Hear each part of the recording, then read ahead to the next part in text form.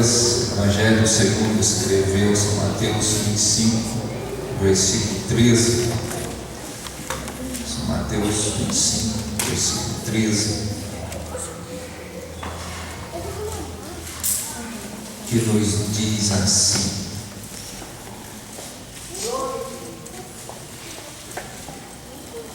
Mateus 25, versículo 13 nos diz assim: portanto, vigiai, porque não sabeis o dia nem a hora em que o Filho do Homem há de vir. Os irmãos memorizar. Portanto, vigiai, porque não sabeis o dia nem a hora em que o Filho do Homem há de vir. Queridos, quando a palavra de Deus traduz sobre vigília, ela, de maneira muito clara, ela está nos advertindo que aquele que vigia é o sentinela, aquele que está preocupado com aquilo que ele tem. A vigilância é um trabalho sistemático, é um trabalho paulatino, que vai acontecendo dia após dia. E quando o homem, o cristão, ele entende o que é vigiar, ele começa a se preocupar. Por que vigiar? Por que estar de sentinela? Primeiro ponto, o sentinela, ele é aquele que quer guardar algo de valor, algo muito precioso, porque a Bíblia diz que o adversário, ele ruge como leão, procurando a quem possa tragar. E o que ele quer tragar da igreja? A primeira coisa que ele quer tragar da igreja é a nossa salvação, que é o projeto maior dele, é tirar aquilo que nós temos ganho. Vale lembrar que o nosso Jesus pagou um alto preço, um preço de sangue, um preço de uma morte que era uma morte cruel, e ele ali pagou por nós essa salvação. Não foi adquirida de qualquer forma, chegou e já ganhou, não, senhores. Houve um cordeiro que teve que ser imolado, teve que morrer, teve que vir e ser sacrificado por nós. Então, irmão, o cristão, quando ele começa a entender que ele precisa estar vigilante, ele começa a olhar para a tua salvação e não trocá-la por nada. Porque nós vamos meditar um pouquinho na palavra de Deus, lá no primeiro livro dos Reis, 1 Reis 13, fala-nos de uma passagem muito interessante, que um homem, sendo grande profeta, ele perdeu o seu posto, ele perdeu o que ele tinha, porque ele não vigiou. E para a igreja que hoje espera a volta de Jesus Cristo, ela precisa incansavelmente estar sob vigília. Ela precisa se preocupar muito mais do que a sua própria barriga, precisa se preocupar com a vigília, daquilo que você tem ganho, daquilo que Deus tem lhe oferecido. E diz assim a palavra de Deus, 1 Reis 13, diz assim: por ordem do Senhor, um homem de Deus veio de Judá a Betel, quando Jeroboão estava junto ao altar para queimar incenso. E clamou o homem contra o altar, por ordem do Senhor: altar, altar, assim diz o Senhor, um filho nascerá à casa de Davi, cujo nome será Josias, o qual sacrificará sobre ti os sacerdotes dos altos, que queimam sobre ti incenso, e os ossos humanos se queimarão sobre ti. E deu naquele mesmo dia um sinal. Este é o sinal de que o Senhor falou: o altar se fenderá, e a cinza que está sobre ela se derramará. Tendo o rei Jeroboão ouvido a palavra do homem de Deus, que clamara contra o altar de Betel, estendeu a mão sobre dizendo: pegai. Mas a mão que estendera contra ele se secou, e não a podia recolher. O altar se fendeu, e a cinza se derramou do altar, segundo o sinal que o homem de Deus apontara por ordem do Senhor. Aleluia. Queridos irmãos, nós vemos aqui um rei que colocava, escolhia os seus sacerdotes da forma que ele queria. Não era Deus que colocava o sacerdote, era ele quem colocava o sacerdote. E Deus ali levanta um profeta novo, levanta um profeta que tem coragem de ministrar e profetizar, ainda que seja profetizar por reis, ainda que seja profetizar para os nobres, mas que tenha coragem, porque quando o tempo começa a passar, a coragem dos profetas mais velhos começa a diminuir, começa a se ausentar. Quando a Bíblia fala aqui, nós vamos falar diversas vezes sobre o profeta velho, não são os crentes velhos, são aqueles crentes, muitas das vezes com pouca idade, mas que perderam a sua graça, perderam a sua visão, perdeu a vontade de crescer, perdeu a vontade de Deus, por não vigiar a vontade de ser um instrumento. Tem aqui nessa noite um instrumento que Deus pode usar? Tem aqui? Tem aqui? Aleluia! E a melhor coisa que existe, irmãos, é quando nós somos instrumentos de Deus, porque a pior coisa que existe é quando tem profeta velho no meio da igreja. E diz a Bíblia aqui, o profeta novo, ele chegou diante do rei e disse: rei, esse altar será vendido, as cinzas vão cair, esse altar será destruído. E o rei olhou para ele e disse assim: calma aí, vai se cumprir agora, rei. E quando o rei olhou para o altar, ele tentou pegar, ele tentou colocar a mão no altar para que ele não se vendesse, para que ele não se destruísse.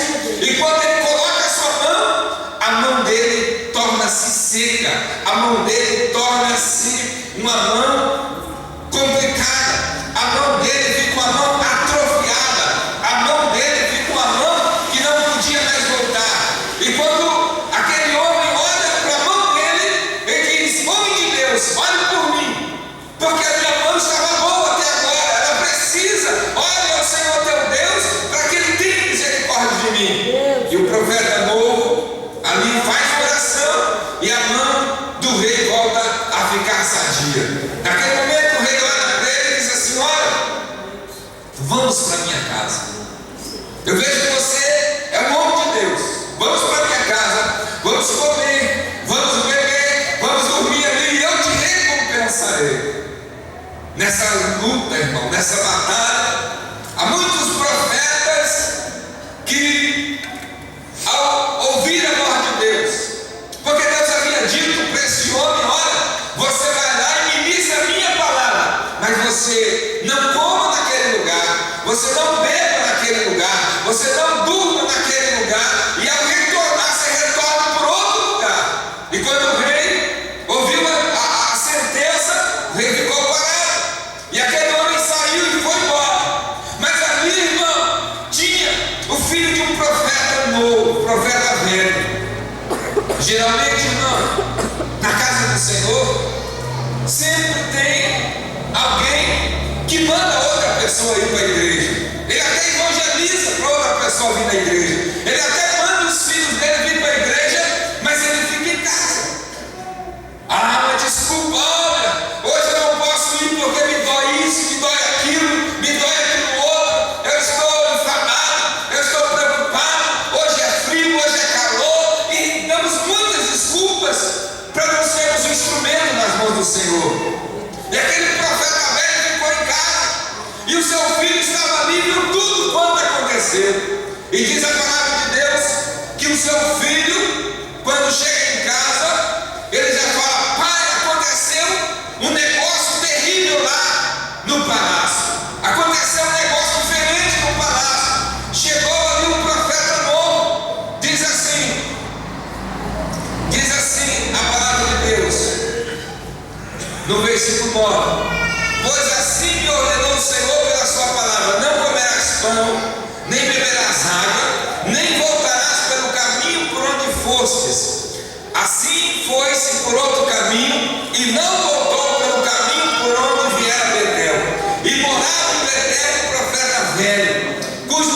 filhos vieram e lhe contaram tudo o que o homem de Deus fizera para aquele dia em Betel. Contaram também a seu pai as palavras que dissera ao rei. E perguntou-lhe o pai: por que caminho se foi? E mostraram os filhos o caminho por onde se fora o homem de Deus que viera de Judá. Então disse a seus filhos: abordaram o jumento, e ele montou. E foi até o homem de Deus, e encontrou assentado debaixo de um carvalho, e perguntou: és tu o homem de Deus que vieste de Judá? Respondeu ele: eu sou.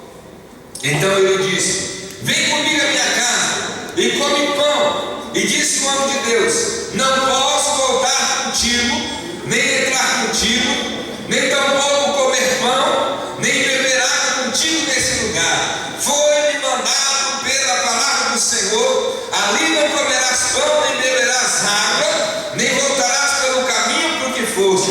E respondeu-lhe ele: também eu sou profeta, igual você. Queridos irmãos, ser profeta de Deus é estar em atividade. Ser profeta de Deus é estar no lugar que Deus manda. Eu nunca vi Deus usar alguém, irmão, que não esteja no trabalho. Eu nunca vi Deus usar alguém que não quer ser usado, que não queira, irmão, fazer alguma coisa para Deus, que fica em casa, que fica na nostalgia, que fica no seu comodismo, que não sai da sua zona de conforto, porque desses tais, irmãos, não acontece nada.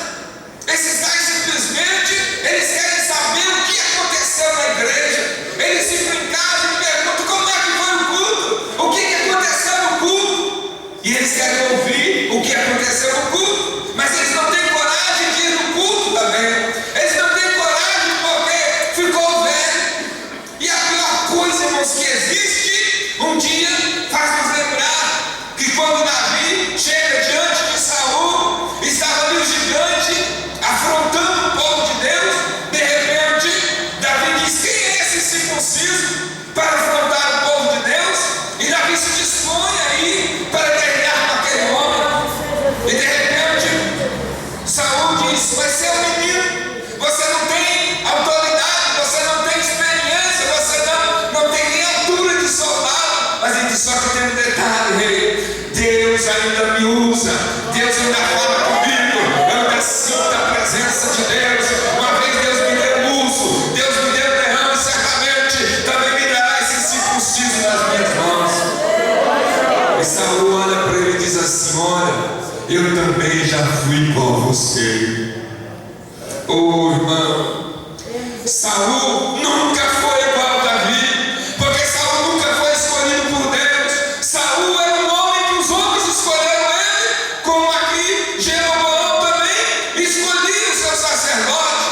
Se fosse na época de Jeroboão talvez tivesse escolhido Saul para ser o seu substituto, como ele fazia com o sacerdote naquela época. E ele achava que ele era um homem de Deus. E ele disse para Davi: eu também sou um homem de Deus, eu também já tive essa fé. Ele nunca teve fé, porque quem tem fé, irmão, em Jesus Cristo, nunca perde a batalha. Quem espera no Senhor, irmão, não consulta a feiticeira. Quem espera em Deus, irmão, não joga a capa no chão. Quem espera em Deus, irmão, não persegue os seus irmãos. Quem espera em Deus, irmão, não quer ver a morte dos profetas novos, não quer ver a morte do seu irmão, porque Deus, irmãos, ainda fala com ele. E quando Deus fala com o homem, é para o homem se levantar. A Bíblia diz: quem tem ouvidos, ouça o que o Espírito diz à igreja. É impossível o Saul da vida não sentir a presença do Senhor. Saul não sente nada, Saul é morto, Saul é apenas um verme no meio da igreja. E Saul olha para Davi e diz: eu também já fui igual a você. Não foi, não, nunca será, porque Saul foi escolhido pelos homens, mas Davi disse: um homem. Deus olha para Davi e diz: esse é um homem escolhido por mim segundo o meu coração. Tem aqui nessa noite vasos de um segundo o coração de Deus. Então adora o Senhor, porque quando somos escolhidos por Deus, nós não temos medo da morte,